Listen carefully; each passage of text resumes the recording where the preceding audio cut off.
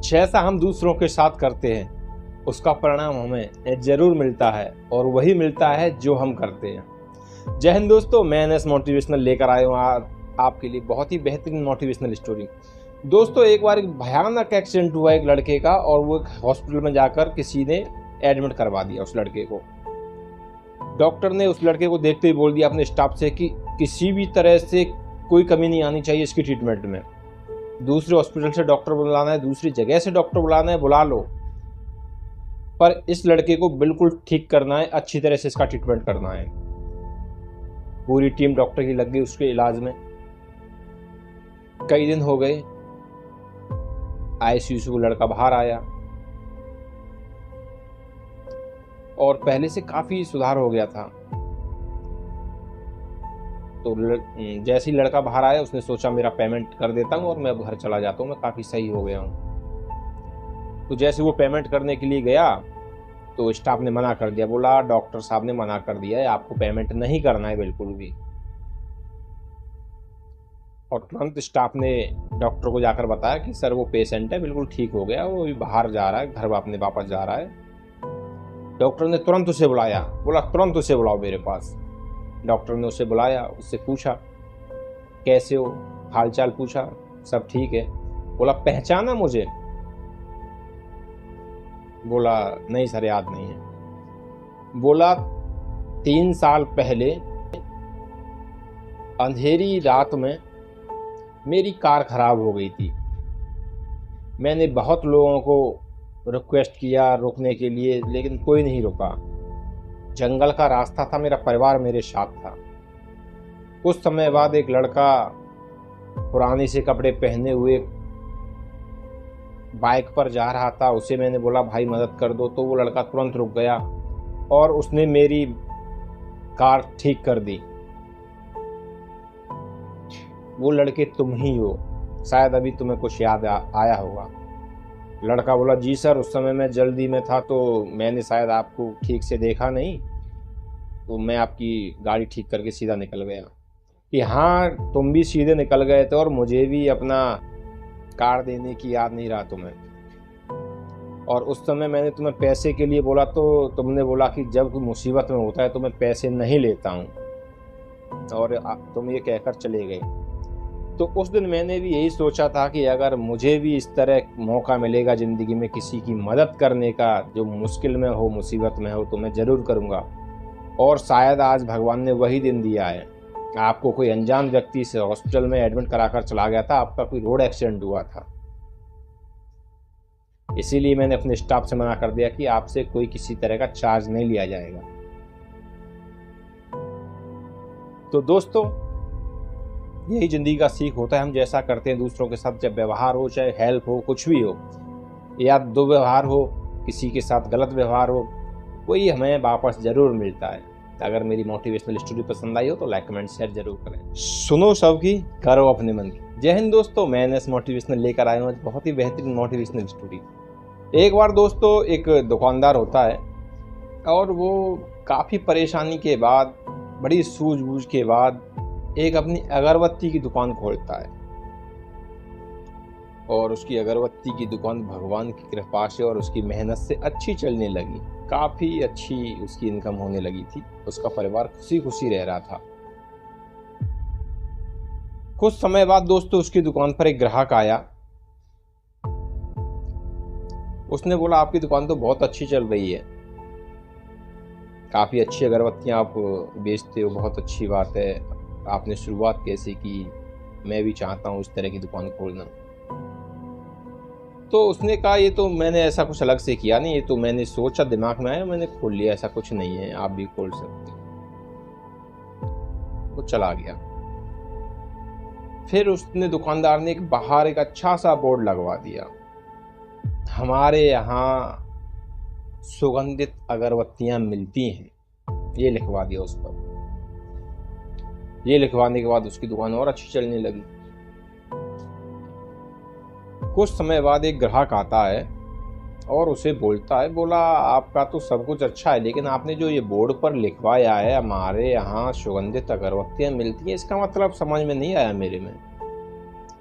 अरे जब दुकान आपकी है तो आपकी यहीं मिलेगी, हमारे यहाँ का क्या है, कोई मतलब ही नहीं निकल रहा है। आपकी दुकान है तो आपकी यहीं अगरबत्तियां मिलेंगी। तो उसकी बात सुनकर दुकान वाले ने जो हमारा शब्द था वो हटवा दिया। बोर्ड पर अब सिर्फ रह गया यहाँ सुगंधित अगरबत्तियां मिलती हैं। फिर कुछ दिन हुए, फिर एक ग्राहक आया, उसने बोला ये आपने बोर्ड पर लिखवा रखा है यहाँ सुगंधित अगरबत्तियां मिलती हैं, समझ में नहीं आया इसका कुछ मतलब। अरे जब अगरबत्ती की दुकान यहाँ पर है तो यहीं मिलेगी, दूसरी जगह थोड़ी ना मिलेगी। तो उसने यहाँ भी हटवा दिया। अब बोर्ड पर रह गया था सिर्फ सुगंधित अगरबत्तियां मिलती हैं। फिर कुछ समय बाद एक ग्राहक आया, वो बोला आपने ये बोर्ड पर लिखवा रखा है सुगंधित अगरबत्तियां मिलती हैं। अरे भाई अगरबत्तियां तो सभी सुगंधित ही होती हैं, बदबू वाली बताइए कहाँ मिलती है। अगरबत्तियां हैं सुगंधित ही होंगी, बदबू वाली तो होती नहीं है। फिर उसके दिमाग में हलचल होने लगी, बेचारे ने फिर सुगंधित शब्द हटा दिया। अब बोर्ड पर रह गया था अगरबत्तियां मिलती हैं। फिर कुछ दिन बीते, फिर एक ग्राहक आया, फिर बोला आपने ये बोर्ड पर लिखवा रखा है अगरबत्तियां मिलती हैं, ये तो समझ में नहीं आ रहा कुछ भी। अरे जब आपकी दुकान अगरबत्ती की है तो अगरबत्ती ही मिलेगी, मोमबत्ती थोड़ी मिलेगी। उसने वो भी हटवा दिया। अगरबत्तियां मिलती है, साफ बोर्ड पर कुछ नहीं। उसका धंधा मंदा होने लगा, बड़ा परेशान। पहले जहाँ अच्छी भली दुकान चल रही थी, बिल्कुल भी ठप होने पे आ गई, बड़ा परेशान। काफ़ी दिन बीत गए, उसने अपने एक दोस्त से डिस्कस किया, बोला भाई यार पहले बड़ी अच्छी दुकान चल रही थी शुरुआत में, और पता नहीं क्या हुआ, अभी तो बहुत बुरा हाल हो गया है। उसका दोस्त एक बार घूमते घूमते उसकी दुकान की तरफ चला गया। उसने देखा कि उसने बड़ा बोर्ड लगा रखा है, लेकिन उस बोर्ड के ऊपर कुछ नहीं है। तो ग्राहक दूर से जो आता जाता है उसे दिखाई नहीं पड़ता है कि दुकान है किस चीज़ की, तो व्यवस्था बड़ी गड़बड़ है। वो उसने बोला, अपने दोस्त से बोला तूने इतना बड़ा बोर्ड लगा रखा है, किस लिए लगा रखा है? अब जो सड़क पर जो ग्राहक जा रहा है उसे थोड़ी ना पता कि तेरे अंदर क्या है, दुकान के अंदर क्या है क्या नहीं है। तो इस पे लिखवा तो सही कि यहाँ सुगंधित अगरबत्तियां मिलती हैं। वो बोला पहले मैंने बोर्ड पर यही वर्ड लिखवाए थे, लेकिन लोगों ने अच्छा नहीं लगा और मैं हटवा दिया। बोला लोगों की अगर सुनोगे तो इस दुकान पर भी नहीं बैठ पाओगे। तो उसने फिर वापस वही लिखवा दिया, यहाँ सुगंधित अगरबत्तियां मिलती हैं, और इसकी दुकान फिर से अच्छी चलने लगी। तो दोस्तों, इससे हमें यही शिक्षा मिलती है कि अगर आप सभी की सुनोगे जिंदगी में, तो जो आपने डिसीजन सही लिया है या सही ले सकते हो वो नहीं ले पाओगे। इसीलिए कहा जाता है सुनो सबकी, करो अपने मन की। अगर मेरी मोटिवेशनल स्टोरी पसंद आई हो तो लाइक कमेंट शेयर जरूर करें। जय हिंद। बड़ा बनना तो हर कोई चाहता है दोस्तों, लेकिन बड़ा बना कैसे जाए, शुरुआत कहाँ से होती है? जय हिंद दोस्तों, मैं एनएस मोटिवेशनल लेकर आया हूँ आज बहुत ही बेहतरीन मोटिवेशनल स्टोरी उन लोगों के लिए जो हमेशा यही सोचते रहते हैं कि पता नहीं हम बड़े क्यों नहीं बन पाए। वक्त निकलने के बाद उनके दिमाग में ये ख्याल आता है। तो दोस्तों, एक बार एक मेंढक था। वो मेंढक एक कुएं में रहता था और उस कुएं को ही अपनी पूरी दुनिया समझता था। बोला इससे बड़ा इस दुनिया में कुछ होगा ही नहीं, क्योंकि यही बात उससे भी जो पहले मेंढक रहे थे, उसके दादा परदादा, उसके पिताजी जितने भी रहे थे, सभी यही बात बोलते थे। बोला इस कुएं से बड़ा दुनिया में कुछ है ही नहीं, जो कुछ है ये कुआं है। तो ये मेंढक भी वही सोचता था, ये जो कुछ है कुआं है, इससे बड़ा कुछ है ही नहीं दुनिया में। एक दिन दोस्तों, समुद्र से तैरती हुई एक मछली वहां पर आ गई उस कुएं में। तो मेंढक मछली से पूछता है, बोला तुम कहाँ से आई हो? मछली बोलती है मैं समुद्र से आई हूं। बोला समुद्र ये क्या होता है? बोला जैसे तुम्हारा कुआं है रहने के लिए, वैसे ही हम लोगों के लिए समुद्र है।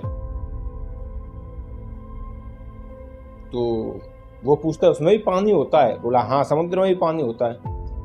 तो मेंढक थोड़ा सा कूदता है, एक छलांग लगाता है। बोला इतना बड़ा होता है समुद्र? बोला नहीं नहीं, इससे भी बड़ा होता है।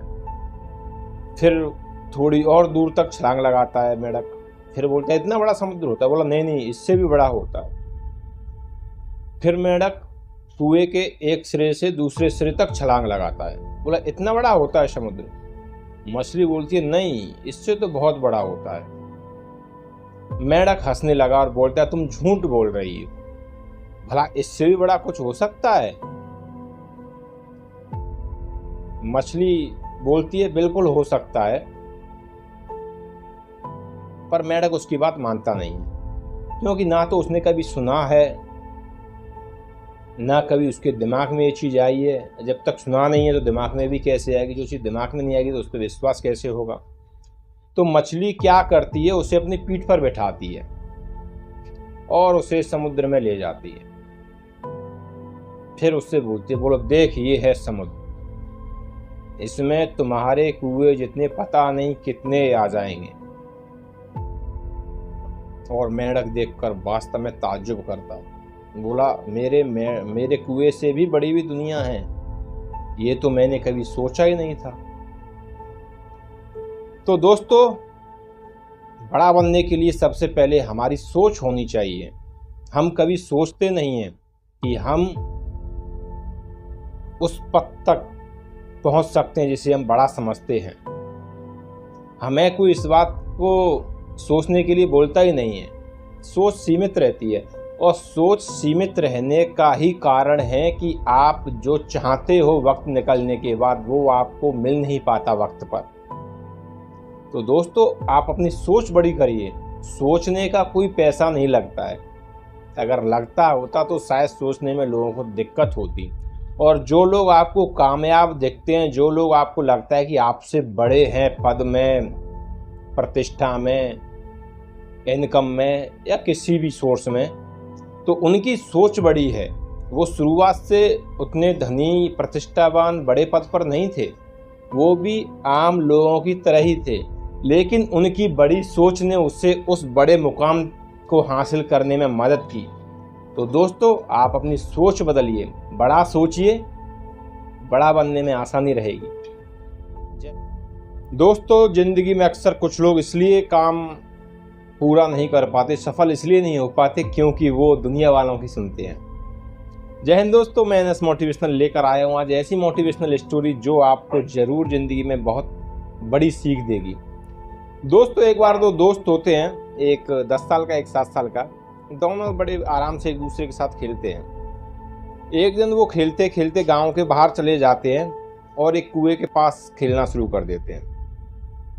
और जो बड़ा दोस्त था वो खेलते खेलते कुएं के अंदर गिर जाता है। जो छोटा बच्चा था 7 साल वाला, वो घबरा गया। उसने चारों तरफ देखा, कोई नहीं था। फिर वो परेशान हो गया, लेकिन वो भागा नहीं। उसने चारों तरफ ढूंढना शुरू किया कि इसे कैसे बचाओ। तो उसे एक रस्सी मिल गई।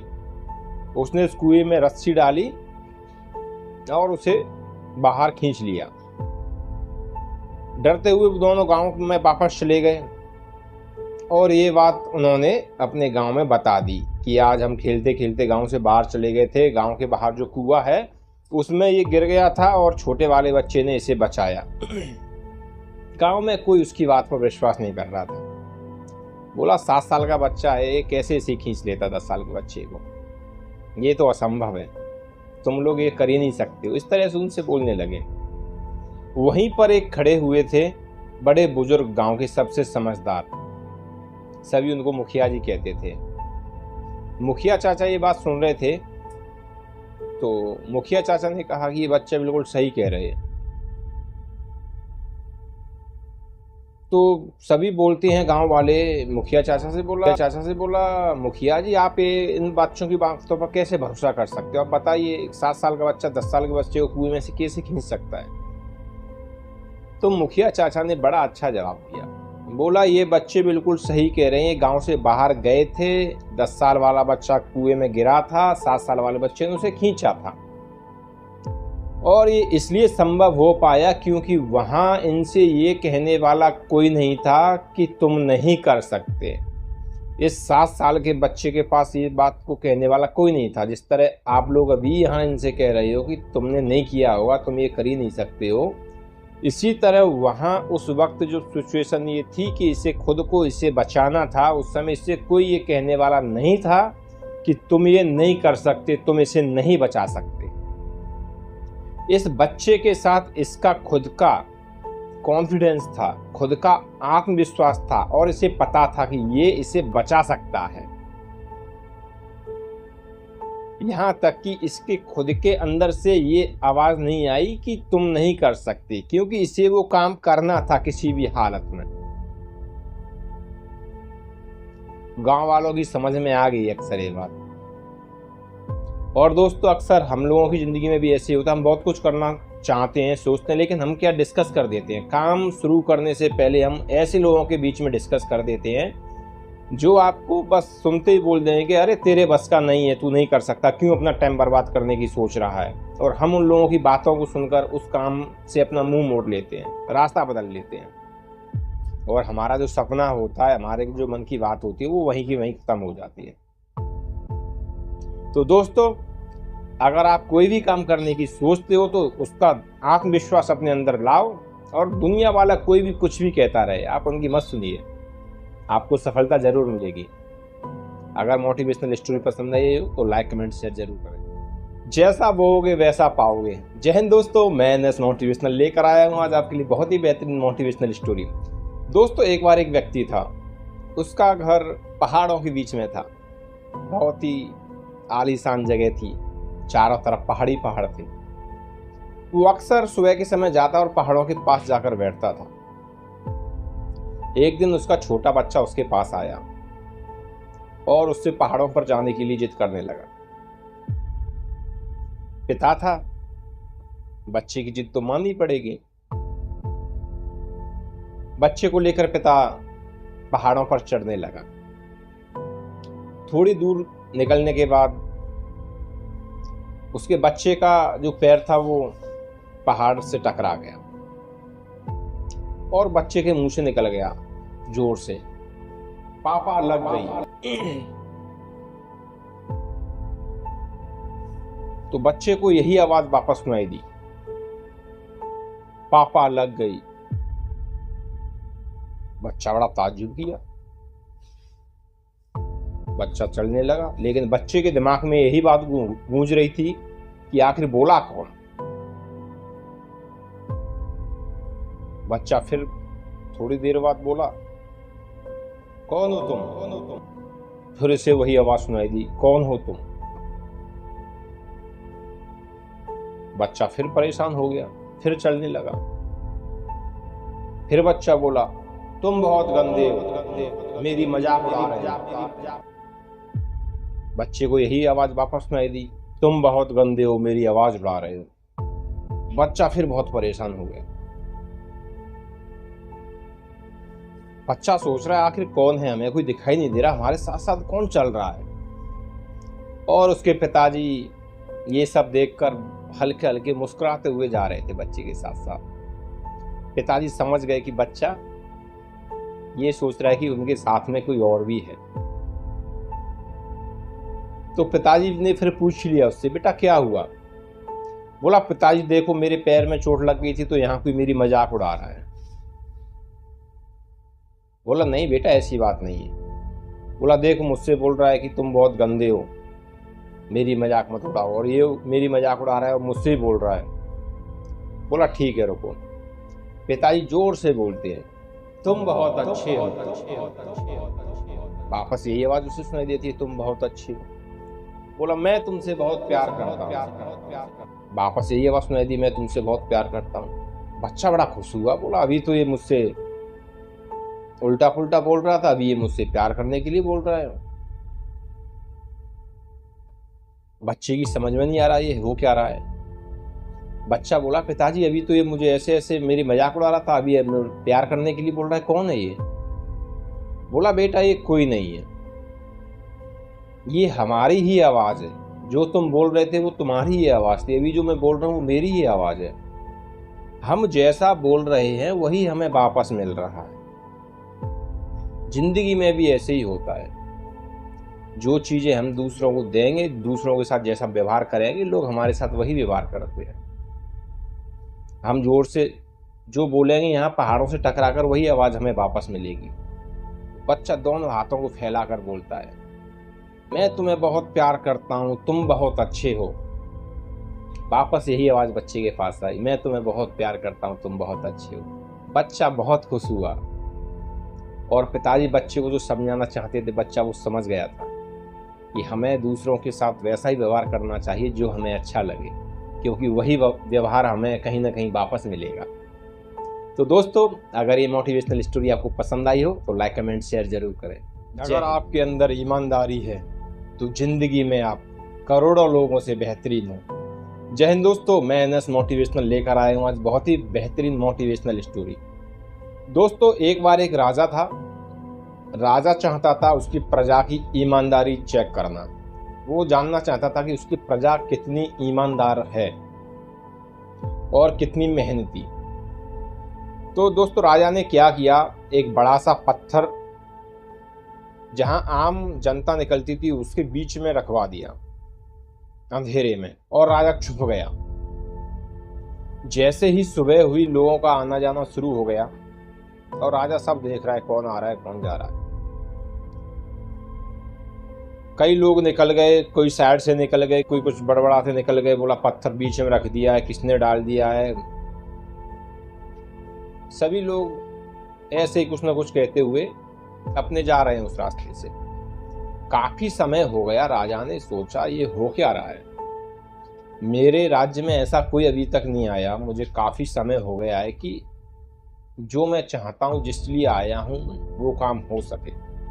राजा निराश होता जा रहा था जैसे वक्त निकलता जा रहा था। थोड़ी देर बाद राजा के सैनिक उस रास्ते से निकल रहे थे। राजा ने सोचा ये अब जरूर इस पत्थर को साइड में रख दें, लेकिन उल्टा ही हुआ। राजा के सैनिक निकल गए और राजा को गालियां देते हुए निकले। बोला, राजा पर इस राज्य को संभालने की व्यवस्था नहीं हो पा रही है, देखो किसी ने कहाँ पत्थर रख दिया है, इसे अभी तक हटवाना चाहिए था, राजा को पता ही नहीं है उसके राज्य में क्या हो रहा है। उल्टा पुल्टा बोलते हुए वो भी चले गए। राजा और मायूस हुआ। थोड़ी देर बाद देखा एक किसान आ रहा है, उसके कंधे पर बोझा रखा हुआ है, हल रखा हुआ है, खेत से आ रहा है। उसने देखा कि वो पत्थर रास्ते में पड़ा हुआ है, सभी लोग इधर उधर से निकल रहे हैं, तो उसके सामने बड़े आराम से अपने ऊपर रखे हुए बोझे के साइड रखा। उसके बाद उसने उस पत्थर को एक तरफ करने की कोशिश शुरू कर दी और उसे ढकेलना शुरू किया। जैसे ही उसने ढकेलना पत्थर को शुरू किया, धकेलते हुए जैसे ही वो साइड में गया तो उस पत्थर के नीचे कुछ सोने की मोहरें और एक लिफाफा था। उसने उन मोहरों को उठाया, उससे पहले उस लिफाफे को लिया और उस पर लिखा था कि ये मोहरें आपकी मेहनत और ईमानदारी की हैं और ये इस राज्य के राजा की तरफ से आपको भेंट है और आपको राजमहल में आना है। उसने वहां से मोहरें ली, लिफाफा लिया और वहां से चला गया। राजा बड़ा प्रसन्न हुआ कि कम से कम उसके राज्य में कुछ ईमानदार लोग हैं, मेहनती लोग हैं। अगले दिन जब वो राजा के राजमहल में पहुंचा व्यक्ति, तो राजा ने उस व्यक्ति को बड़ा खास स्थान दिया अपने राजमहल में, राज दरबार में। तो दोस्तों, अक्सर हम अपनी जिंदगी में मुश्किलें आने के बाद घबरा जाते हैं, कठिनाइयां आती हैं तो हम भगवान को कोसने लगते हैं, किसी न किसी के ऊपर उस कठिनाई का बोझ डालने लगते हैं, लेकिन हम उस कठिनाई से निकलने की कोशिश नहीं करते। और हो सकता है वो कठिनाई हमें कुछ बेहतरीन और बेहतर बनने के लिए मौका दे रही हो।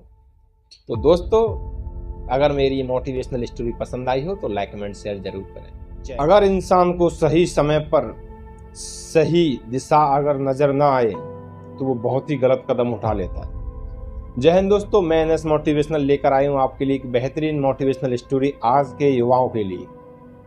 दोस्तों, एक बार एक लड़का था, वो पूरी तरह से फ्रस्ट्रेट था, बहुत परेशान था। एक दिन वो घर पर बैठा था, उसके पिताजी आए, बेटा आज इतना परेशान क्यों है। पिताजी ने बहुत उससे पूछा तो उसने बड़ी हिम्मत करके बोला, पिताजी मेरी जिंदगी बहुत बेकार चल रही है, मैं कुछ भी करने की कोशिश करता हूँ बहुत ख़राब होता है और दूसरे लोगों के साथ अच्छा होता है। तो उसके पिताजी बोले तो इसमें परेशानी वाली क्या बात है? बोला नहीं पिताजी, मैं तो इतना परेशान हूँ कि कभी कभी मेरे दिल में ख्याल आता है कि मैं आत्महत्या कर लूँ। ये बात सुनकर उसके पिताजी बड़े ताज्जुब हुआ, वो बड़े परेशान हुए।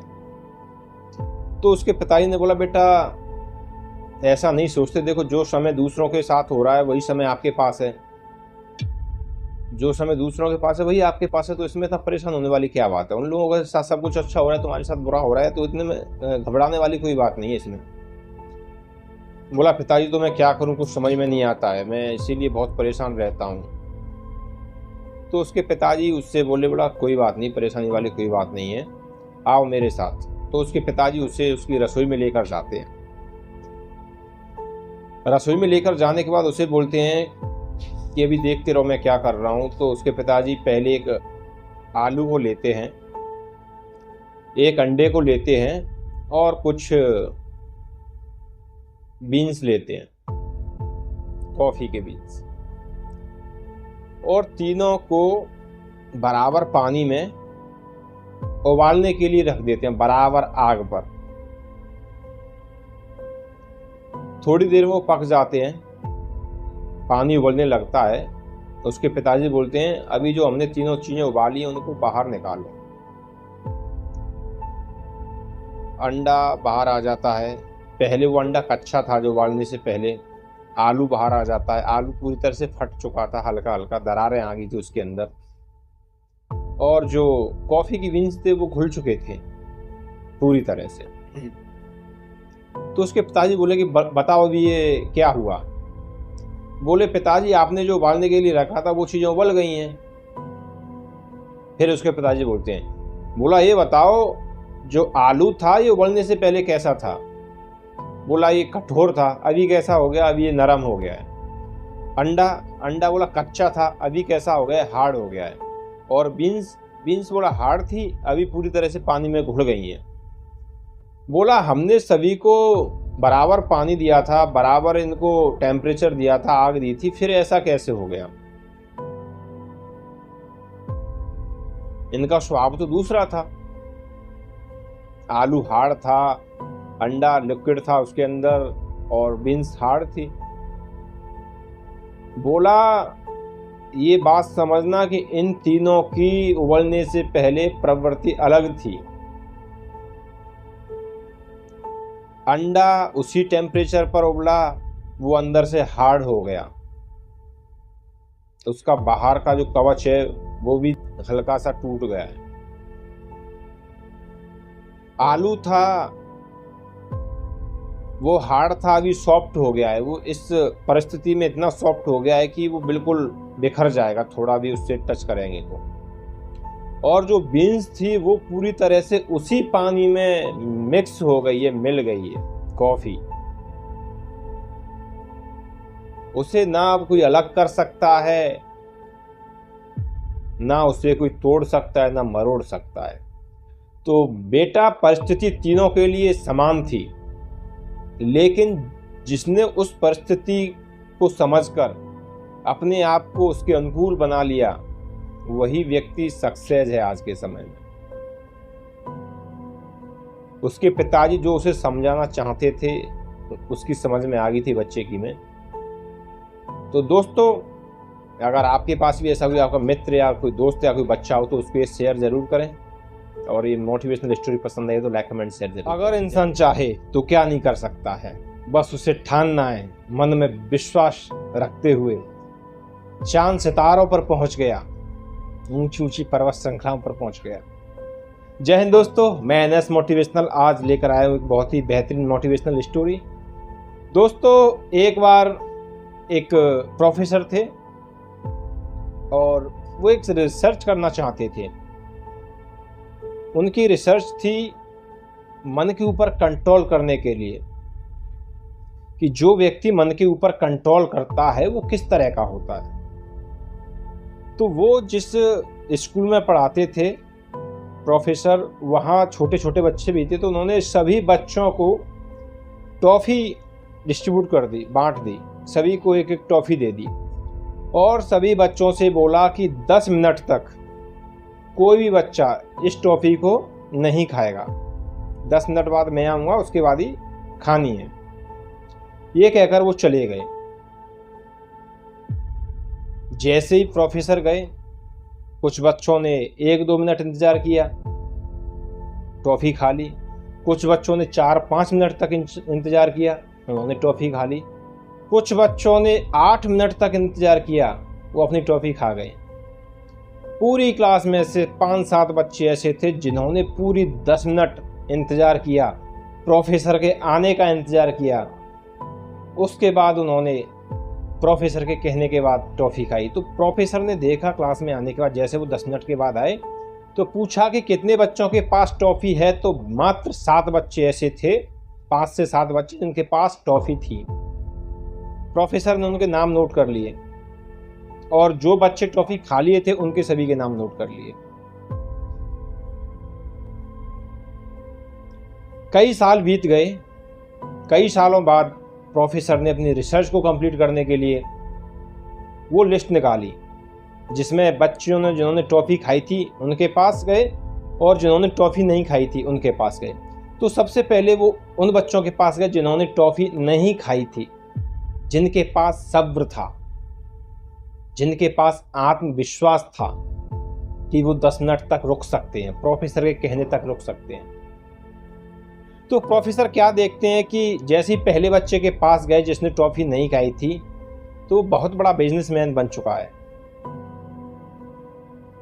दूसरे बच्चे के पास गए तो वो डॉक्टर है, तीसरे बच्चे के पास गए तो वो इंजीनियर है। इस तरह से वो सातों के सातों बच्चे जो थे, सभी के सभी बहुत अच्छी पोजीशन पर थे और अपने अपने क्षेत्र में धुरंधर थे।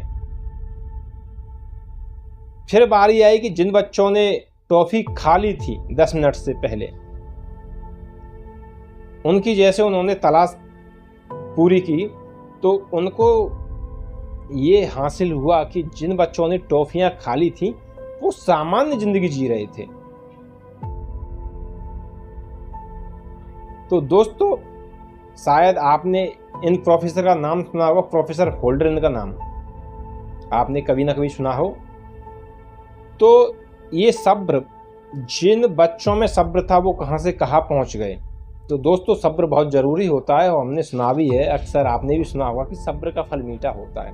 तो ये सब्र का फल, सब्र हम एक साथ नहीं कर सकते किसी काम को लेकर। ये बचपन से अगर आपके अंदर इस तरह की आदत है, हैबिट है, तो आप आगे चल के भी कंट्रोल कर सकते हो मन के ऊपर। सब्र बहुत बड़ा एक जिम्मेदारी समझ लीजिए, मानसिक स्थिति समझ लीजिए, सब्र सोच समझ लीजिए, खुद को संभालना समझ लीजिए, अपनी सोच को काबू करना, अपनी इच्छाओं को कंट्रोल करना, ये सब सब्र के अंदर है। तो दोस्तों, हमें भी सब्र करना चाहिए, कोई भी काम में जल्दबाजी नहीं करनी चाहिए। सब्र का फल मीठा होता है। अगर ये मोटिवेशनल स्टोरी पसंद आई हो तो लाइक, कमेंट, शेयर जरूर करें। जय हिंद। जय हिंद दोस्तों, मैं एनएस मोटिवेशनल लेकर आया हूँ आपके लिए बहुत ही बेहतरीन एक मोटिवेशनल स्टोरी, नेगेटिव और पॉजिटिव सोच के ऊपर। दोस्तों, अगर एक मक्खी तराजू के ऊपर बैठ जाए, जो हम नॉर्मल सब्जी वगैरह खरीदते हैं, तो हमें कोई फर्क नहीं पड़ता।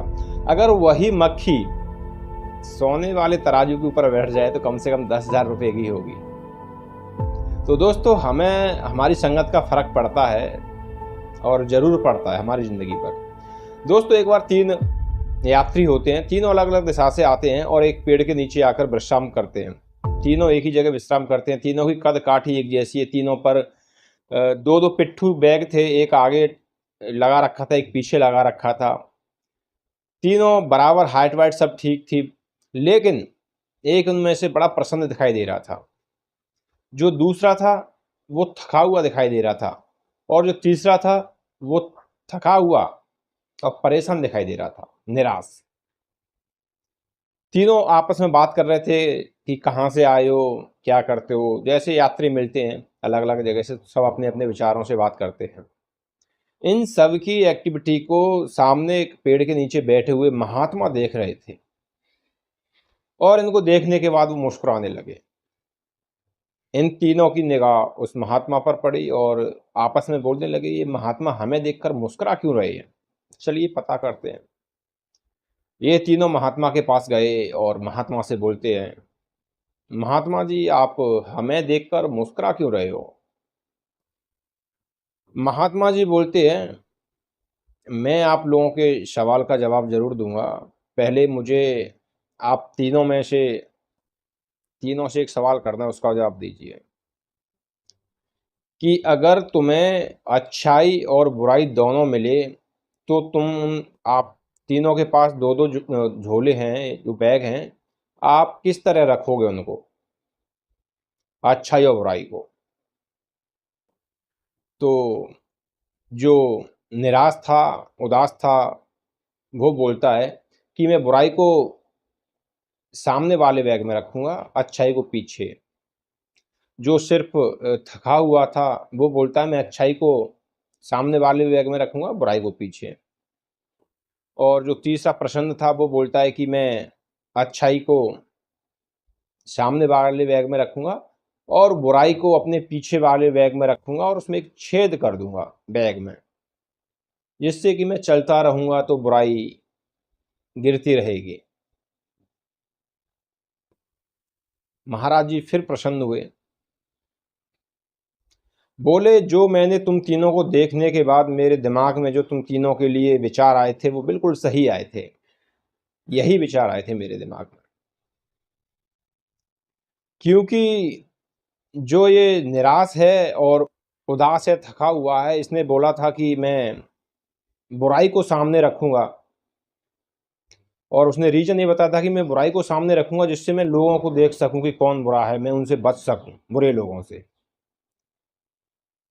तो ये जब बुरे लोगों से बचेगा तो ये इसका ध्यान पूरा बुरे लोगों पर ही रहेगा, इसलिए ये निराश और थका हुआ है।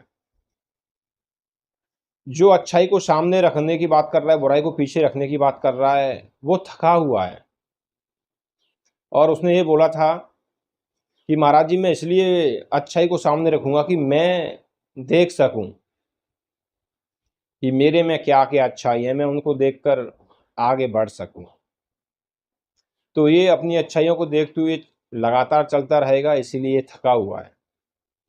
और जो तीसरे व्यक्ति ने बोला था कि मैं अच्छाई को सामने रखूंगा और बुराई को पीछे और उसमें छेद कर दूंगा, बुराइयां गिरती जाएंगी और मैं आगे बढ़ता जाऊंगा, इसलिए ना वो थका हुआ है ना वो उदास है, वो प्रसन्न है।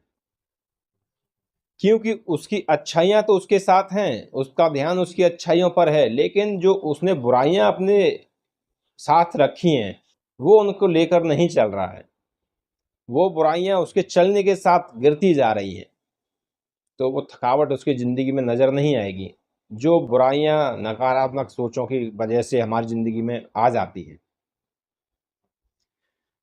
इन तीनों बातों को देखकर तीनों बड़े आश्चर्यचकित हुए और महाराज जी का धन्यवाद बोला। और उन्होंने बोला, जो थका हुआ था, उदास था, और जो सिर्फ थका हुआ था, उन दोनों ने बोला कि महाराज जी हम भी अब अपनी बुराइयों के बैग को पीछे रखेंगे और उसमें हम भी छेद कर देंगे, हमें भी ज़िंदगी में प्रसन्न रहना है, हमें बुराइयों को ढोकर चलने की आवश्यकता नहीं है। आपने हमारे जो नेत्र बंद थे वो खोल दिए हैं। और वो तीनों प्रसन्न होकर फिर रास्ते में अपने अपने चले जाते हैं। तो दोस्तों हमें अपनी ज़िंदगी में भी इसी तरह रहना चाहिए। निराशा ज़िंदगी को आगे बढ़ने नहीं देगी, हमें बिल्कुल प्रसन्न रहना चाहिए, निराशाओं की तरफ ध्यान नहीं देना चाहिए, नकारात्मक विचारों से बचना चाहिए। अगर आपके अंदर नकारात्मक विचार, नेगेटिविटी अगर आ जाती है तो आपके धीरे धीरे धीरे धीरे आपकी ज़िंदगी को पूरा कस लेती है मकड़ी की जाल की तरह। उससे निकलने का सबसे अच्छा यही है कि आप मोटिवेशनल वीडियो को सुनते रहिए, और अगर मोटिवेशनल वीडियो पसंद आए तो लाइक कमेंट शेयर जरूर करें। जय हिंद दोस्तों। जीते जी तो हर कोई याद करता है, जिंदगी का मजा जब है जब हमारे जाने के बाद लोग हमें याद करें। दोस्तों आज की मोटिवेशनल स्टोरी आपको जिंदगी में एक ऐसा सबक सिखाएगी जो आप कभी नहीं भूल पाओगे। दोस्तों एक बार एक बच्चे का एक्सीडेंट हो जाता है और उसके परिवार वाले जितने भी थे उसे एक नज़दीक के हॉस्पिटल में लेकर जाते हैं। थोड़ी देर बाद डॉक्टर आ जाते हैं। डॉक्टर सीधे अंदर की तरफ जाते हैं। जब भी परिवार वाले डॉक्टर को रोकते हैं, बाहर की तरफ पूछते हैं कि आप इतने देर से क्यों आए हो, हमारा बच्चा काफ़ी समय से अंदर है। डॉक्टर बिना कुछ बोले जाते हैं, मुझे अंदर जाने दो, जो भी मुझे ट्रीटमेंट है वो करने दो, मुझे अंदर जाने दो। और डॉक्टर सभी को साइड कर कर अंदर चले जाते हैं। थोड़ी देर बाद फिर डॉक्टर बाहर आते हैं और सभी परिवार वाले फिर उनको घेर लेते हैं। फिर बोलते हैं, बोला बताओ कैसा है बेटा हमारा, और आप इतने घमंडी कैसे हो, आप बिना जवाब दिए अंदर चले गए, बताओ अभी हमारा बच्चा कैसा है, आप इतने लेट आए हो, आप इतने केयरलेस हो। और डॉक्टर को उल्टा पुल्टा बोलने लगे। स्वाभाविक होता है, आपने भी इस तरह की घटनाएं देखी होंगी दोस्तों। उसके बाद डॉक्टर उस समय भी कुछ नहीं बोले। वो बोला नर्स जो अंदर से आएंगी उनसे आप बात कर लीजिएगा और जो भी आपको पूछना है वो आपको बता देंगी। और इतना कहकर डॉक्टर जितनी तेजी से अंदर आए थे उससे डबल तेजी से बाहर की तरफ चले गए। फिर परिवार वाले यही लोग जो डॉक्टर से सवाल पूछ रहे थे, जैसी नर्स बाहर आई उनसे पूछने लगे, बोला आपका ये डॉक्टर कैसा है, एक तो लेट आया और इतना घमंडी है, कुछ जवाब भी नहीं दिया, इस तरह से व्यवहार हमारे साथ किया है। बोला देखिए ऐसी बात नहीं है, हमारे जो डॉक्टर आए थे बहुत अच्छे हैं, और आप इस तरह से जो उनके लिए बोल रहे हो कि वो घमंडी हैं, ऐसा बिल्कुल नहीं है। दरअसल आपको पता नहीं है, डॉक्टर साहब के बेटे का सुबह एक्सीडेंट में देहांत हो गया। आपका बच्चे का एक्सीडेंट हुआ, हमारा फर्ज है डॉक्टर को बताना। तो हमने तो सोचा नहीं था कि डॉक्टर साहब आएंगे, लेकिन हमने जैसे ही कॉल किया वो आपके बेटे के ट्रीटमेंट के लिए यहाँ पर आए। और अब इसीलिए जल्दबाजी में गए हैं क्योंकि शाम होने वाली है और उनके अपने बेटे को अंतिम संस्कार करना है। ये सब सुनकर परिवार वाले लोग अपने आप कोसने लगे और अपने आप को बोले हम बहुत गलत सोच रहे थे डॉक्टर के लिए। तो दोस्तों अक्सर हमें इस तरह के डिसीजन नहीं लेने चाहिए। बिना सोचे समझे किसी के बारे में हमें कोई भी टिप्पणी नहीं करनी चाहिए। ये तो सिर्फ एक एग्जाम्पल दिया है। इस कहानी के माध्यम से मैं आपको मैसेज देना चाहता हूँ कि हम किसी के बारे में भी अगर कुछ भी बोल रहे हैं गलत या नेगेटिव नकारात्मक विचार रखते हैं तो पहले हमें सच्चाई का पता कर लेना चाहिए। उसके बाद हमें अपने विचार उनके सामने रखने चाहिए या उस व्यक्ति के लिए रखने चाहिए। दोस्तों अगर आपको मोटिवेशनल स्टोरी पसंद आई हो तो लाइक कमेंट शेयर ज़रूर करें और चैनल को सब्सक्राइब ज़रूर करें। जय हिंद। अगर इंसान ठोकर खाकर भी न सुधरे तो पत्थर का कोई कसूर नहीं, उसने तो अपना फर्ज निभा ही दिया। जय हिंद दोस्तों, मैं एनएस मोटिवेशनल आज लेकर आया हूँ बहुत ही अच्छी मोटिवेशनल स्टोरी। दोस्तों एक बार एक पक्षी था, वो पूरी तरह से एक रेगिस्तान में पड़ा है जहाँ ना आसपास कुछ पेड़ हैं पौधे थोड़े बहुत हैं, ना पानी है, कुछ व्यवस्था नहीं है। उसके पंख भी पूरे झड़ चुके हैं, वो उड़कर कहीं जा भी नहीं सकता और वो तड़फ रहा है। वो बस मरने की कगार पर है और सोच रहा है वो उसकी मृत्यु बहुत जल्द हो जाए। इतना दुखी हो चुका है वो जिंदगी से। उसी समय उसी रास्ते पर गरुड़ भगवान जा रहे होते हैं। गरुड़ तो वो आवाज देता है, गरुड़ देवता कहाँ जा रहे हो, मुझे बचाओ। गरुड़ देवता उसके पास आ जाते हैं। बोला भगवान कहाँ जा रहे हो? बोला मैं स्वर्ग में जा रहा हूं। तो मुझे कब बुलाओगे? वहां पर मैं पूरी तरह से परेशान हूं, मेरे पंख भी गिर चुके हैं, मैं कहीं जा भी नहीं सकता हूं, उड़ भी नहीं सकता हूं, यहाँ खाने पीने के लिए भी कुछ व्यवस्था नहीं है, बहुत दिन हो गए मुझे इस हालत में। गरुड़ देवता बोला ठीक है मैं ऊपर जाकर पूछूंगा। और वो इतना कहकर वहां से चले जाते हैं। जैसे ही वो गरुड़ भगवान स्वर्गलोक के दरवाजे पर पहुंचते हैं तो वहां देवदूत खड़े हुए थे। तो उन्होंने पूछा शायद इन्हीं को पता हो, पूछ लेता हूं इन्हीं से। तो देवदूतों से पूछते हैं, बोला ये बताओ जो वहाँ रेगिस्तान में एक पक्षी पड़ा हुआ है बहुत दिनों से, उसके पंख भी नहीं है, भूखा प्यासा, बड़ा परेशान, बड़ा व्याकुल हो रहा है, वो मृत्यु चाहता है, तो ऐसा उसके साथ क्यों हो रहा है, उसे क्यों नहीं मृत्यु प्राप्त हो रही है? तो देवदूत बोलते हैं, बोला इसने जो अपने पूर्व में कर्म किए हैं और उसके बाद इसको ये योनि मिली, इसके बाद अभी भी इसने इस योनि में भी बहुत कर्म किए हैं, ऐसे कर्म किए हैं जिसका दंड है। ये बहुत गलत कर्म किए थे इसने, और इसको 7 साल की इसी तरह अवस्था में रहने की सजा मिली है। गरुड़ देवता बड़े परेशान, बोला ये 7 साल का तो बड़ा मुश्किल है। बोला कुछ तो उपाय हो सकता है इसका। बोला कुछ मत बोलिएगा, बस इससे ये कहिएगा कि ये हर हाल में भगवान का शुक्रिया अदा करे। गरुड़ भगवान वहां से चले जाते हैं वापस। फिर एक दिन वहां से जा रहे होते हैं तो फिर उनकी निगाह उसी पर पड़ जाती है, तो उसके पास जाते हैं, पक्षी के पास। पक्षी फिर वही बोलता है, प्रभु मुझे क्यों नहीं बुला रहे ऊपर।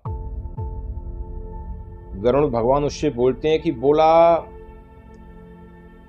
कोई बात नहीं है, तुम्हारा जब समय आएगा तुम्हें बुला लिया जाएगा, पर तुम्हें एक मैं बात बताता हूं, वो बोलते रहना। बोला क्या है? कि तुम्हें हर हाल में भगवान का शुक्रिया अदा करना है। बस ये बोलना है कि भगवान आपका शुक्रिया, भगवान आपका धन्यवाद, बस आपको यही बोलना है। और इतना कहकर गरुड़ देव चले जाते हैं।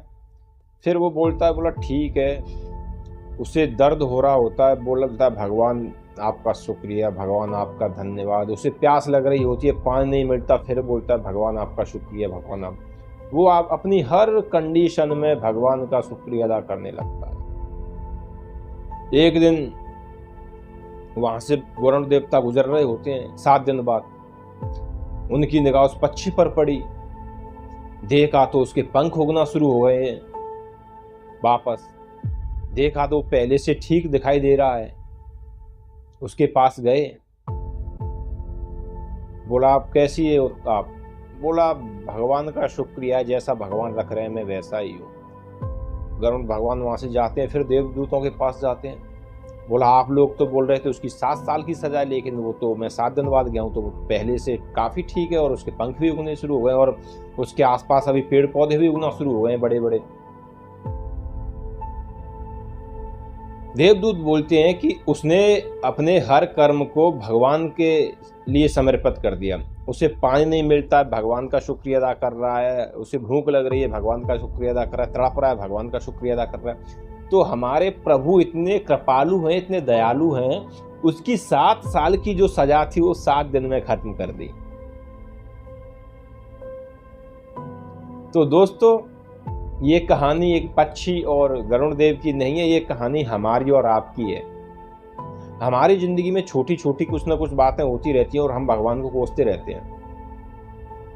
अगर हमारे शरीर में दर्द हो रहा है तो भगवान का शुक्रिया अदा कर सकते हैं। हो सकता है कि हमें बुखार भी आ सकता। अगर हमारी जिंदगी में कुछ घटना हो रही है तो उसमें भगवान का शुक्रिया अदा करने में कोई हर्ज नहीं है, क्योंकि हो सकता है उससे बड़ी घटना हमारी जिंदगी में हो सकती थी।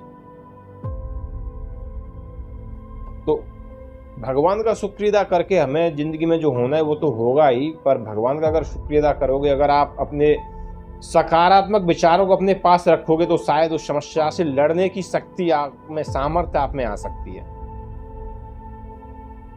अगर आपको मोटिवेशनल स्टोरी पसंद है तो लाइक, कमेंट, शेयर जरूर करें। जय हिंद दोस्तों, मैं नेक्स्ट मोटिवेशनल आपके लिए लेकर आया एक बहुत ही बेहतरीन मोटिवेशनल स्टोरी। ये उन लोगों के लिए जो अपनी जिंदगी में इतने बिजी हो जाते हैं कि अपनी जिंदगी जीना भूल जाते हैं।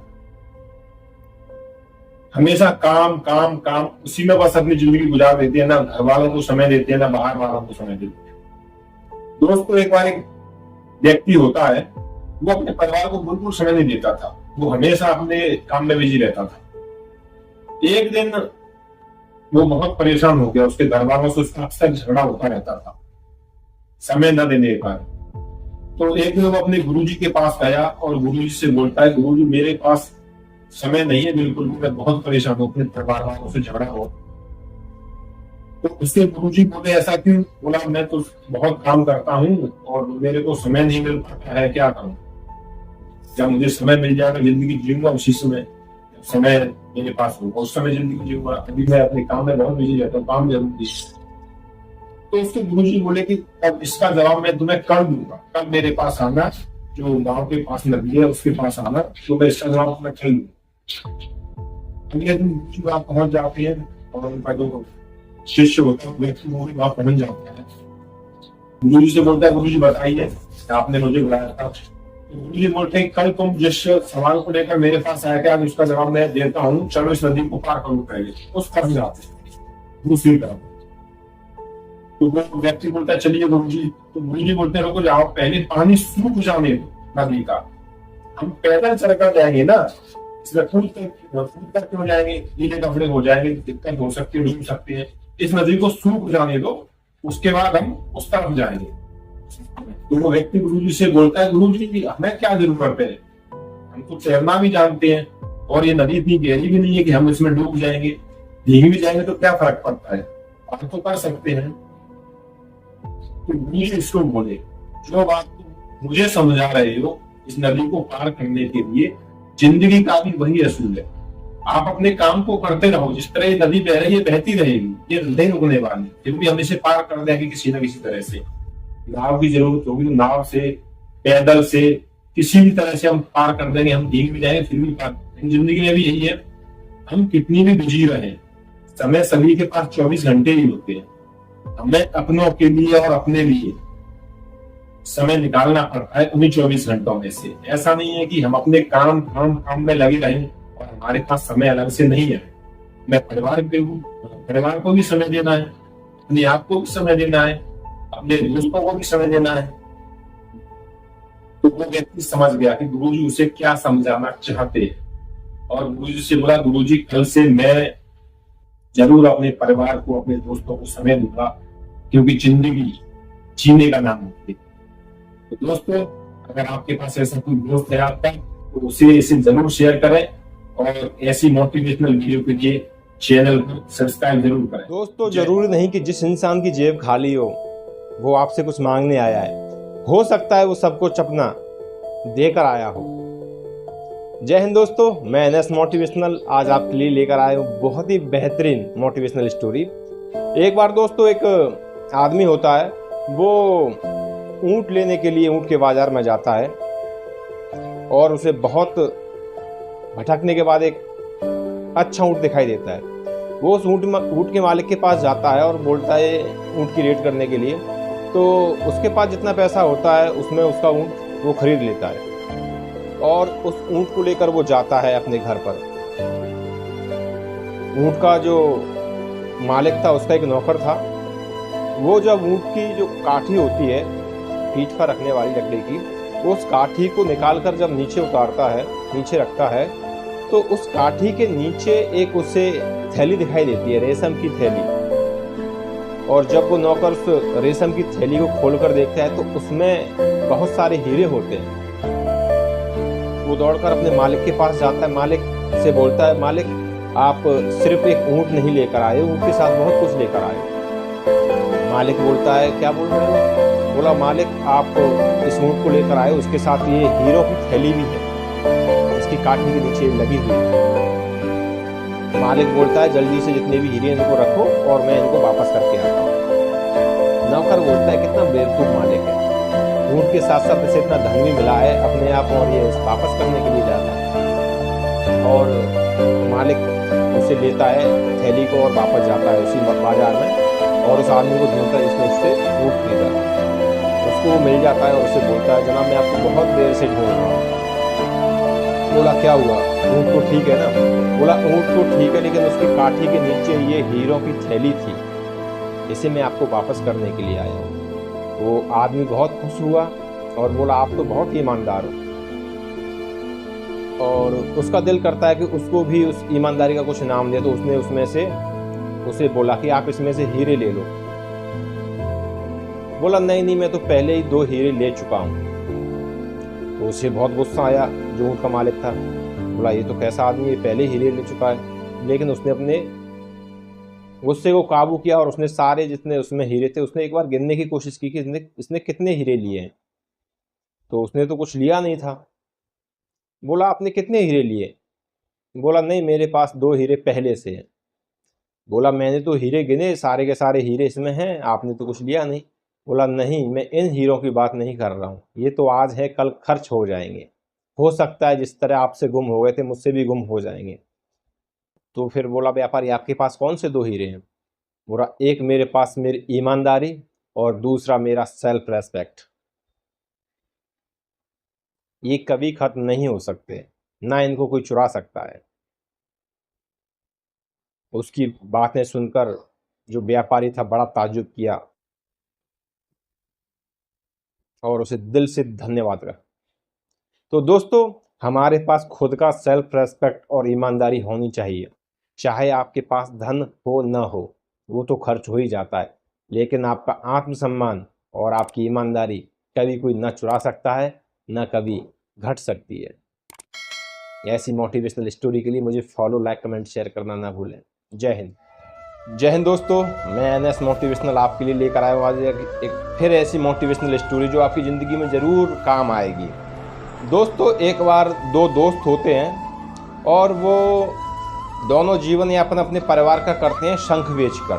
उनके घर के जो गांव था उनके नज़दीक समुद्र था, वहाँ पर शंख लेने के लिए जाते थे और अपने शंख को बीनने के बाद अपने घर का जीवन यापन करते थे।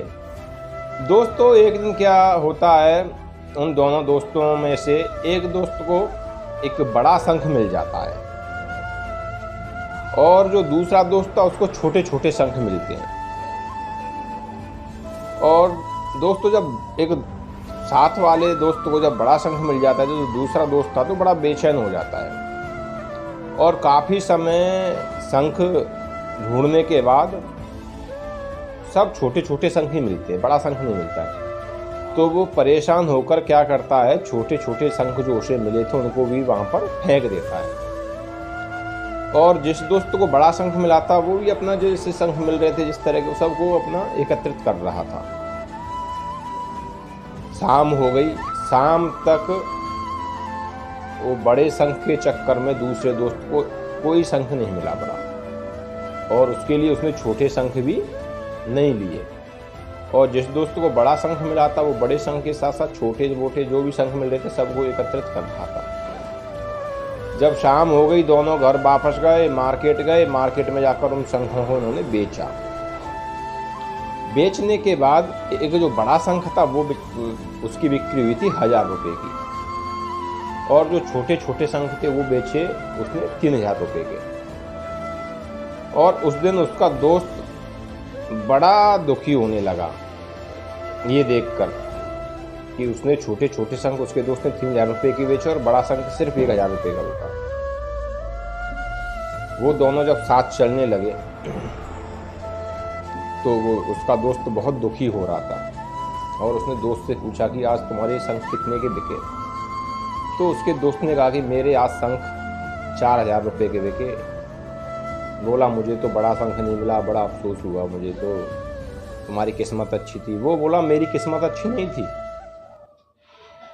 जो तुम्हें शंख मिले थे छोटे तुम फेंकते गए थे, मैं उनको एकत्रित करता गया था, वो ही शंख 3000 रुपये के थे, और जो बड़ा शंख तो मात्र 1000 रुपये का बिका था। मैंने तो छोटे शंखों की वैल्यू समझी, इसलिए मैं उनको उठाता गया और वो 3000 रुपये के बैठ गए। तो उसके जो दोस्त ने शंख फेंके थे उसको बड़ा अफसोस हुआ। बोला मैं एक बड़े शंख के चक्कर में अपने छोटे छोटे शंखों को फेंकता गया और बड़े शंख की वैल्यू मात्र 1000 रुपये और छोटे शंख की 3000 रुपये, मैंने खुद का नुकसान कर लिया। तो दोस्तों, अक्सर ऐसा ही होता है, हम छोटी जो हमें खुशियाँ मिलती हैं उनको नज़रअंदाज कर देते हैं एक बड़ी खुशी के चक्कर में। ऐसा नहीं होना चाहिए दोस्तों, हमें जो खुशियाँ मिले उनको बस ग्रहण कर लेना चाहिए, क्योंकि वो छोटी छोटी खुशियाँ कभी एक बड़ी खुशी से भी ज़्यादा बड़ा रूप धारण कर लेती है हमारी ज़िंदगी में। तो अगर दोस्तों मोटिवेशनल स्टोरी पसंद आई हो तो लाइक, कमेंट, शेयर जरूर करें। जय हिंद दोस्तों, मैं एनएस मोटिवेशनल आज आपके लिए एक ऐसी स्टोरी लेकर आया हूँ जो हर व्यक्ति की ज़िंदगी में ज़रूर प्रश्न उठाती है।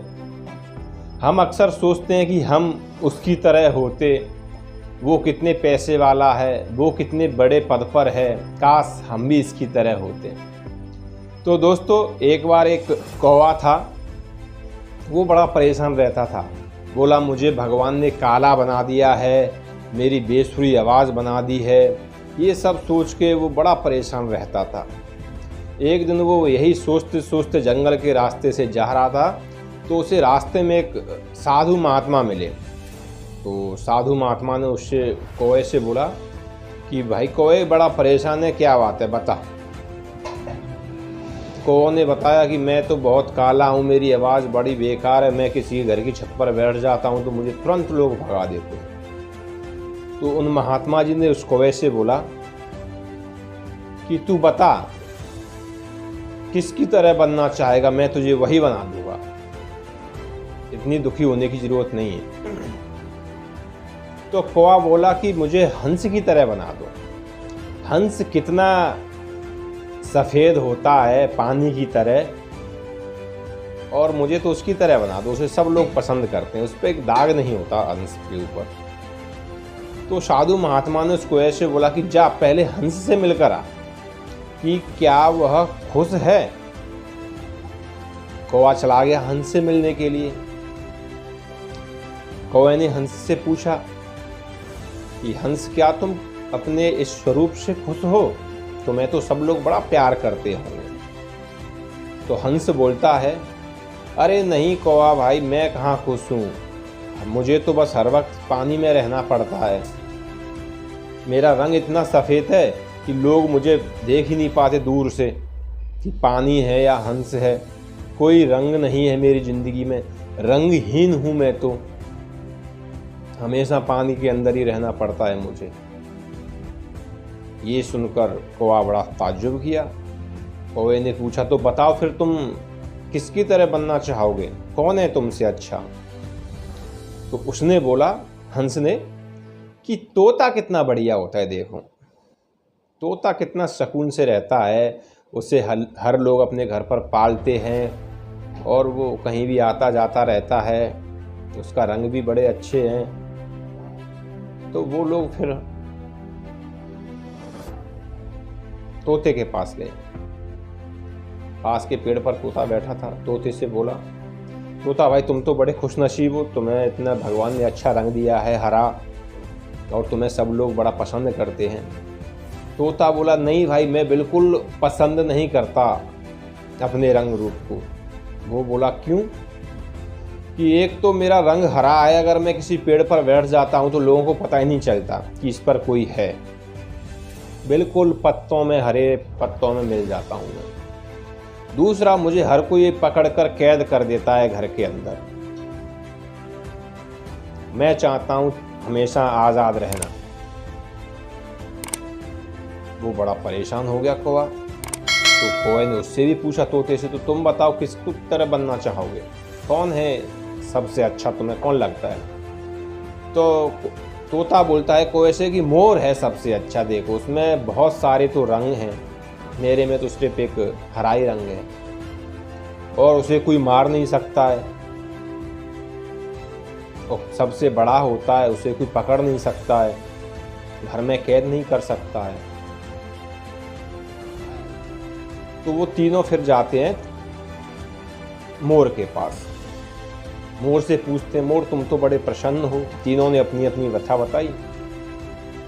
तो मोर बोलता है, नहीं मैं बिल्कुल प्रसन्न नहीं हूँ, मैं अपने स्वरूप के कारण बिल्कुल आज़ादी महसूस नहीं करता हूँ। ना तो मैं कहीं पर अपनी इच्छा से बैठ सकता हूँ, ना मैं नाच सकता हूँ, हर कोई मेरे पंखों को नोचने के चक्कर में रहता है, कुत्ते बिल्ली सब मुझे मारने के चक्कर में रहते हैं, मैं हमेशा ज़्यादातर पेड़ों पर ही रहता हूँ इसी वजह से, और मेरा इतना बड़ा स्वरूप है कि मुझे बिल्कुल अच्छा नहीं लगता। तो उससे पूछते हैं कि मोर तुम किसकी तरह रहना चाहोगे? तो मोर बोलता है, कौवे भाई मैं तुम्हारी तरह बनना चाहूँगा। तुम्हें देखो तुम्हारा कलर जो काला है उसे कोई पसंद नहीं करता है, तुम्हें कोई पकड़ना पसंद नहीं करता है, तुम्हारी कोई आवाज़ पसंद नहीं करता है, तुम आज़ादी से घूमो फिरो, कहीं भी आओ जाओ, किसी को कोई दिक्कत नहीं है। तो आज़ादी से बड़ी आज के ज़माने में कुछ है नहीं, तो तुमसे अच्छा तो मुझे कुछ नहीं लगता, मैं तो चाहूँगा कि मैं कौवा बन जाऊँ। कौवा बड़ा ताज्जुब में गया महात्मा जी के पास। महात्मा जी से बोला, सारी कहानी बता दी। फिर महात्मा जी बोले, बता मैं तुझे क्या बनाऊँ?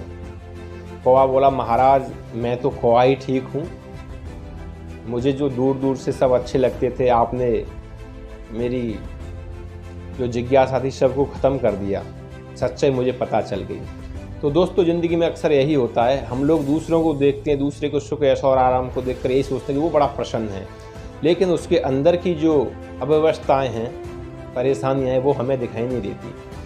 तो हम जो भगवान ने हमको बनाया है, शायद बहुत से लोग हमारी जो ज़िंदगी है उसको जीना चाहते हैं। तो हमें जो भगवान ने बनाया है, जो कुछ दिया है, उसी में संतुष्ट रहिए और रहना चाहिए, क्योंकि भगवान ने जो कुछ हमें दिया है बड़ी सोच समझ कर दिया।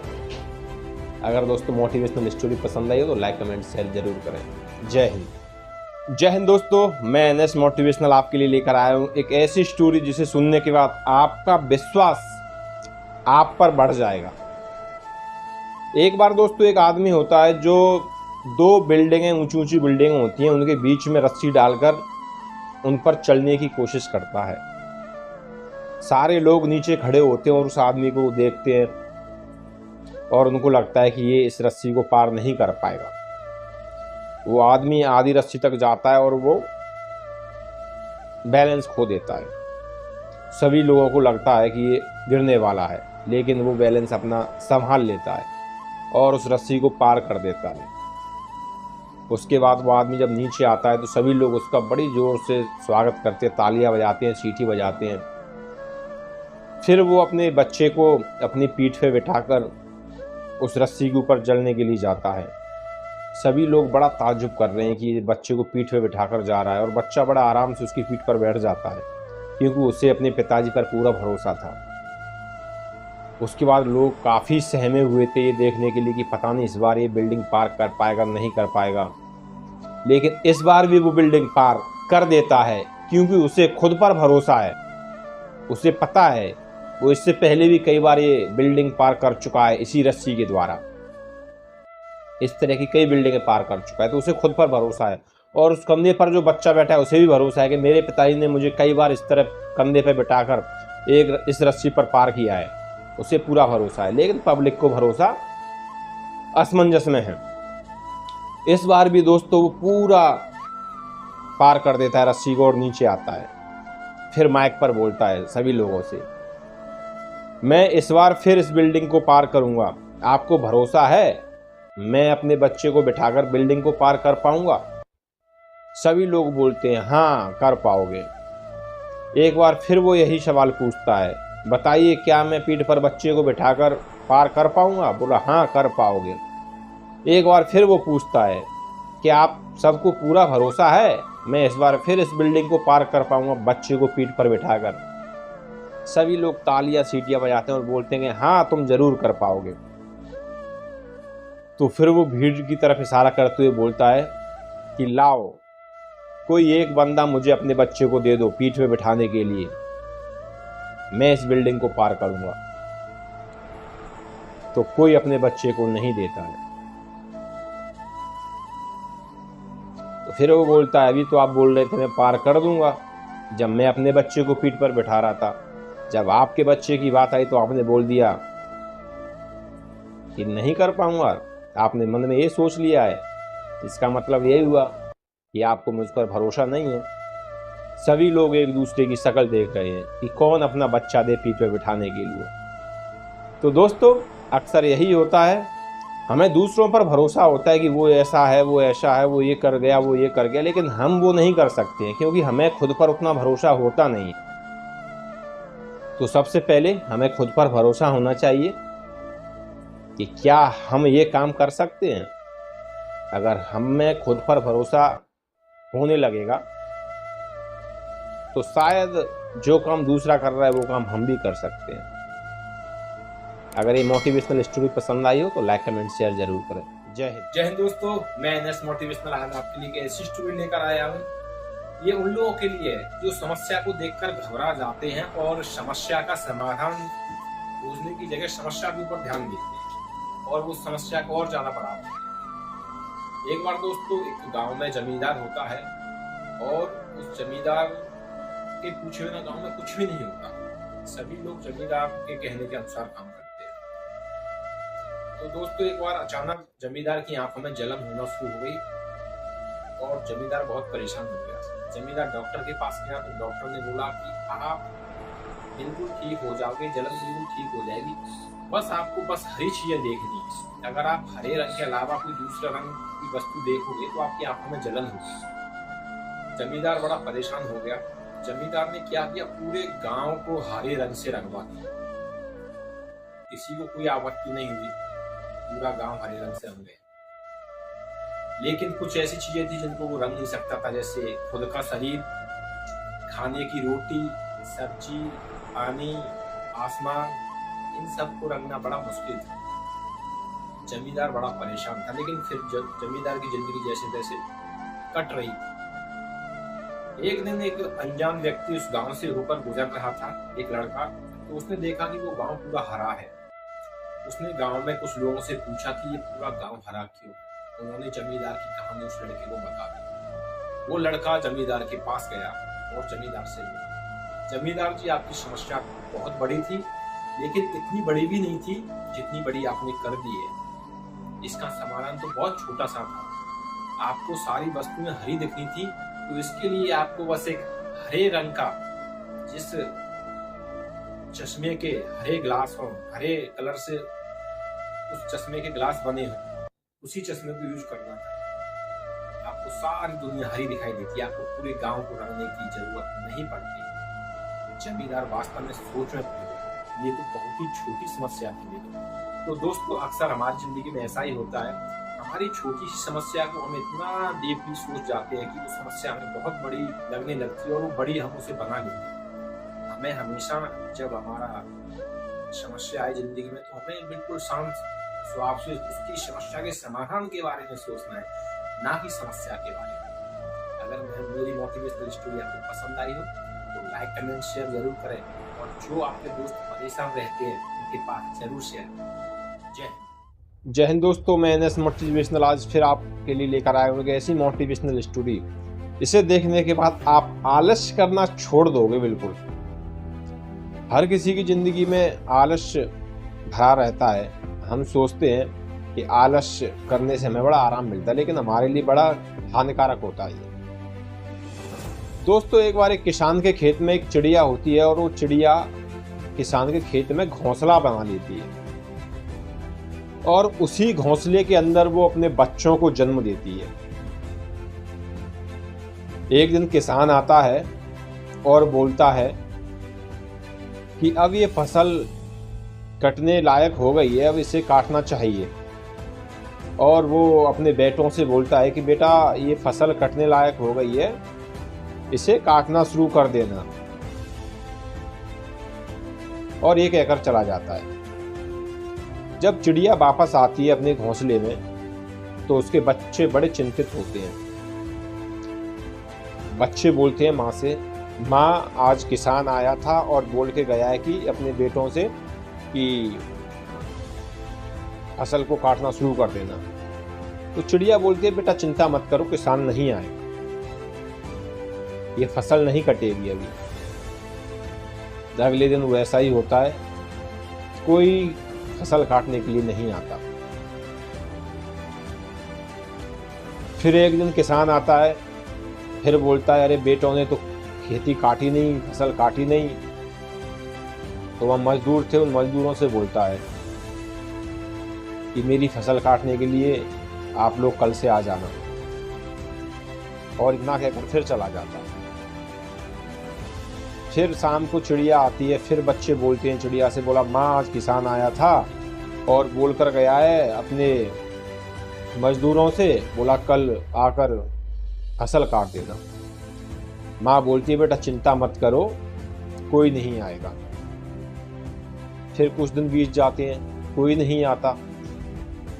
फिर एक दिन किसान आता है, फिर बोलता है, अरे ये तो फसल मेरी पूरी तरह से पक गई है, ना तो बेटों ने काटा ना मजदूर आए, अब तो ये मुझे खुद ही काटनी पड़ेगी। कल से मैं खुद ही आता हूँ और इसे काटता हूँ, नहीं तो फसल खराब हो जाएगी। फिर शाम को चिड़िया आती है, फिर बच्चे उसे बोलते हैं, बोला माँ आज किसान आया था, और पर हमें पता है वो तो फसल काटने के लिए कोई आएगा नहीं। माँ पूछती है बच्चों से, मुझे पूरी बात बताओ क्या हुआ। बोला, माँ आज किसान आया था, बोल रहा था ना तो बेटों ने फसल काटी और ना मजदूरों ने फसल काटी, अब कल मुझे ही आना पड़ेगा फसल काटने के लिए। माँ बड़ी चिंतित हुई।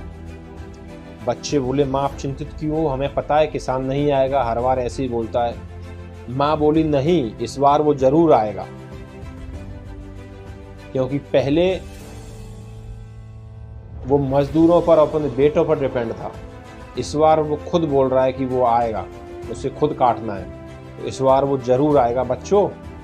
और अब तो तुम वैसे भी उड़ने के लायक हो ही गए हो, उड़ना सीख ही गए हो, तो तैयार रहना, कभी भी किसान आकर फसल काटना शुरू कर सकता है। अगले दिन वैसा ही हुआ, किसान आ गया फसल काटने के लिए। किसान ने फसल काटना शुरू कर दिया, पर बच्चे तो तैयार हो चुके थे उड़ने के लिए। माँ अपने बच्चों को लेकर उड़ गई। तो बच्चों, हमारी ज़िंदगी में भी ऐसा ही होता है। हम यही सोचते हैं दोस्तों कि अपना काम दूसरे के सिर डाल देते हैं, फिर वो किसी और के सिर डाल देता है। जिस दिन हम अपना काम खुद करना सीख जाते हैं, हमारा काम बड़ी आसानी से, सहज तरीके से हो जाता है। अगर आपको ये मोटिवेशनल स्टोरी पसंद आई हो, लाइक कमेंट शेयर जरूर करें। जय हिंद दोस्तों, मैं एनएस मोटिवेशनल लेकर आया हूँ आज आपके लिए एक ऐसी स्टोरी जो आपकी जिंदगी में जरूर काम आएगी। और जो लोग सफल होते हैं, हमें अपनी जिंदगी में आसपास दिखाई देते हैं, हम जिन लोगों के बारे में सोचते हैं कि उनको सफलता कैसे मिली होगी, तो ये स्टोरी उन लोगों को जरूर शेयर करें जो हमेशा असफल होते हैं और सोचते हैं कि सफलता कैसे मिलती है। दोस्तों, एक बार एक लड़का होता है, वो गांव से दूर शहर में अपनी पढ़ाई करने जाता है। और पढ़ाई के समय जब उसे मौका मिलता है तो अपने दादाजी के पास अपने गांव आता है और दादाजी से बात करते हुए पूछता, दादाजी आप इतने सफल कैसे हुए? तो उसके दादाजी उस समय चुप रहते हैं, उससे बोलते हैं, चलो मेरे साथ, मैं बताता हूँ मैं सफल कैसे हुआ। और एक गमले की दुकान पर जाते हैं, वहां से 2 गमले खरीदते हैं पौधों के साथ में, और उनको लेकर घर आ जाते हैं। उनमें से एक गमले को लगाते हैं कमरे के अंदर और दूसरे गमले को लगाते हैं कमरे से बाहर मैदान में। लगाने के बाद अपने पोते से पूछते हैं, उस लड़के से पूछते हैं कि बताओ कौन सा पौधा जल्दी बड़ा होगा, मतलब कौन सा पौधा इन दोनों में से जल्दी बड़ा होगा। तो वो लड़का बोलता है, दादाजी अंदर वाला। दादाजी बोले, क्यों? बोलो, बाहर वाले पौधे को धूप का सामना करना पड़ेगा, आंधी का, बिजली का, पानी का, बारिश का, और भी बहुत सारी समस्याएं आएंगी। लेकिन जो अंदर वाला पौधा लगाया है कमरे के अंदर गमले में, वो तो सेफ है, ना उसे धूप से तकलीफ होगी, ना बारिश से, ना आंधी से, ना तूफान से, ना किसी और से। दादाजी से फिर बोलता हूँ, बताओ दादाजी आप कैसे कामयाब बने? दादाजी बोले, बेटा इसका जवाब मैं तुम जब अगली बार छुट्टी आओगे उस समय दूंगा। बच्चा वापस चला जाता है, छुट्टियां खत्म हो जाती हैं। फिर वो जब उसकी छुट्टी दोबारा से आती हैं, फिर वो दादाजी के पास आता है गांव में, लगभग 2 साल बाद। दादाजी के पास फिर जाता है, वो फिर दादाजी से बोलता है, दादाजी पिछली बार जब आया था तो एक मेरा सवाल था, उसका जवाब आपने नहीं दिया था, बोला था अगली बार दूंगा जब आओगे तब। तो मुझे बताइए आपको सफलता कैसे मिली? दादाजी मुस्कुराए और उसको लेकर गए कि तुम्हें याद है मैंने 2 गमले खरीदे थे और उन 2 गमलों को कहाँ कहाँ लगाया था? बोला, हाँ दादाजी, एक कमरे के अंदर रखा था, एक कमरे के बाहर रखा था। तो दादाजी पहले उसे कमरे के अंदर वाले पौधे के पास लेकर गए और बोला, तुम बोल रहे थे ना ये सेफ रहेगा, देखो ये सेफ तो है, लेकिन इसकी लंबाई चौड़ाई देखो कितनी हुई है, ज्यादा कुछ खास फर्क नहीं था उसमें। फिर उसे उस कमरे के बाहर जो पौधा लगाया था उसके पास लेकर गए, वो पूरा वृक्ष बन चुका था। लड़का बोलता, दादाजी वो पौधा कहाँ है? बोला, ये जो सामने बड़ा पौधा खड़ा है, ये वही पौधा है। इसने तकलीफें झेली, धूप, गर्मी, सर्दी, बारिश, सब कुछ। उसके बाद ये इतना मजबूत हो गया कि आज इसे कोई हिला नहीं सकता है। और जो कमरे के अंदर जो पौधा लगाया गमले के अंदर, वो इतना कंफर्टेबल है, इतनी मतलब आरामदायक स्थिति में रहा है कि उसे हर कोई तोड़ भी सकता है। उसे आराम जरूर मिला, लेकिन उसके अंदर मजबूती नहीं है। लड़के की समझ में आ गया। लड़का बोला, दादाजी आप जो मुझे समझाना चाहते हो मैं समझ गया, आपकी सफलता का राज बिल्कुल मेरी समझ में आ गया। तो दोस्तों, अक्सर यही होता है कि हम लोग आरामदायक जिंदगी चाहते हैं, लेकिन उसके लिए जो संघर्ष करना पड़ता है, संघर्ष करने के बाद जो मुकाम हासिल होता है उसको हम भूल जाते हैं। तो अगर ये मोटिवेशनल स्टोरी आपको पसंद आई हो तो लाइक कमेंट शेयर जरूर करें, इससे मैं आगे भी आपके लिए ऐसी मोटिवेशनल स्टोरी लाता रहूं। जय हिंद। जय हिंद दोस्तों, मैं एनएस मोटिवेशनल आज आपके लिए लेकर आया हूं बहुत ही बेहतरीन मोटिवेशनल स्टोरी जो आपको आपकी जिंदगी में हर रोज काम आएगी। दोस्तों, एक बार एक राजा होता है, उसे एक स्वप्न आता है कि सपने में उसके सारे दांत टूटकर गिर जाते हैं। राजा बड़ा चिंतित होता है और इस सपने को अपने दरबार में बता देता है सभी दरबारियों को। इसका मतलब क्या है? तो सभी दरबारी सलाह देते हैं राजा जी ज्योतिषी से सलाह ली जाए तो अच्छा है। अरे हम ठीक है, अच्छे ज्योतिषी को लेकर आओ, उसे हम भेंट भी देंगे। तो एक दरबार में ज्योतिषी को लेकर आ जाते हैं। ज्योतिषी राजा से पूछता है उसके सपने के बारे में। तो राजा जी को जब जवाब मिलता है ज्योतिषी की तरफ से, तो ज्योतिषी बोलता है कि राजा जी आपके सपने का मतलब है कि आपके परिवार के सभी सदस्य खत्म हो जाए। राजा अपना गुस्से में आया और उसे दंड दे दिया, उसे जेल में बंद कर दिया राजा। फिर दरबारी दूसरे ज्योतिषी को लेकर आए। रास्ते में ज्योतिषी ने पूछा कि क्या इससे पहले कोई ज्योतिषी गया है? तो दरबारियों ने पूरी कहानी बता दी ज्योतिषी को। ज्योतिषी राजा जी के सामने आया, वही सवाल राजा जी का। तो ज्योतिषी ने बड़े समझता से, बड़े सरलता से, बड़ी चातुरता से जवाब दिया कि राजा जी आपके सपने का मतलब है कि वो बहुत बड़ी है, वो सबसे लंबी है आपके परिवार। राजा बड़ा खुश हुआ और राजा ने ज्योतिषी को सोने चांदी की मोहरें दी भेंट के तौर पर, इनाम के तौर पर। वहां से खुशी खुशी ज्योतिषी चला गया। तो दोस्तों, अक्सर हमारी जिंदगी में भी ऐसा ही होता है कि हम कभी कभी सामने वाले को कुछ बात बताना चाहते हैं, किसी के फायदे की भले ही होगी, लेकिन हमारे अगर बताने का तरीका इस तरह से होगा तो उसको बुरा लगेगा। हमें भी अक्सर इस चीजों का ध्यान रखना चाहिए कि जब सामने वाले को हम कुछ बता रहे हैं तो उसे उसी के अनुकूल प्रस्तुत करना चाहिए, इससे आपकी बात भी हो जाए और उससे बुरा भी ना लगे। अगर आपको मोटिवेशनल स्टोरी पसंद आई हो तो लाइक कमेंट शेयर जरूर करें, और अगर चैनल को सब्सक्राइब नहीं किया तो सब्सक्राइब करना ना भूलें। जिंदगी में शिक्षा बहुत जरूरी होती है, लेकिन शिक्षा से भी जरूरी होती है ये चीज जो इस मोटिवेशनल स्टोरी में आपके लिए लेकर आया हूँ। जय हिंद दोस्तों, मैं एनएस मोटिवेशनल लेकर आया हूँ आज बहुत ही बेहतरीन मोटिवेशनल स्टोरी। एक बार दोस्तों एक बहुत ही बड़े अधिकारी थे, IAS। उनकी ज़िंदगी बहुत अच्छी थी और बड़े आराम से ज़िंदगी जी रहे थे वो। एक दिन वो अपने बीवी बच्चों के साथ में घर से बाहर घूमने के लिए निकले अपने गांव की तरफ। काफ़ी रास्ता निकलने के बाद शहर से जब बाहर निकल गए, गांव के आसपास जब वो पहुंचे तो उनकी पत्नी को बया के घोंसले दिखाई दिए। चारों तरफ बया के घोंसले लगे हुए थे। तो उनकी पत्नी बोली कि क्यों ना 2 घोंसले घर पर ले चलते हैं, अच्छे लगेंगे टंगे हुए, बाहर गार्डन की शोभा बढ़ाएंगे। उन्होंने ठीक है बोला, गाड़ी रुकवा दी।